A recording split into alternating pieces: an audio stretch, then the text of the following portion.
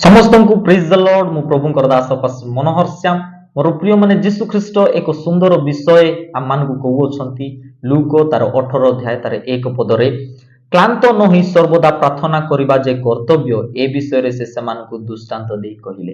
मोर प्रिय माने आज मनुष्य अनेक समय रे प्रार्थना करिबाटा बंद कर दै थाए, आत्मिक जीवन रो वृद्धि पाइबाटा बंद कर दै थाए।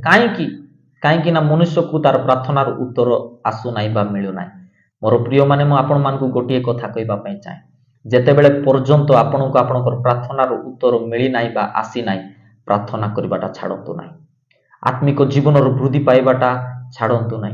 होई थाइ पारे आज उत्तर आसी नाइ, काली को उत्तर आसी नाइ, पर दिन उत्तर आसी नाइ, मात्र एमिति एक दिन प्रभु निरूपित करि रखिछंती।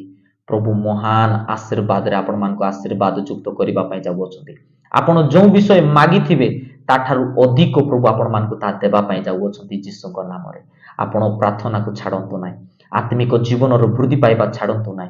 आपण जेतेबेले आत्मिक जीवन रो वृद्धि पाइबे, प्रार्थना दिन राति प्रभु को निकट रे डाकिबे, प्रभु आपण मानकर प्रार्थना रो उत्तर से देबा पई जाउछंती अति शीघ्र जीसु ख्रीष्टक सामर्थ्य नाम रे। ए वाक्य द्वारा प्रभु आपण मान को समस्त को आशीर्वाद करंतु। God bless you. आमेन।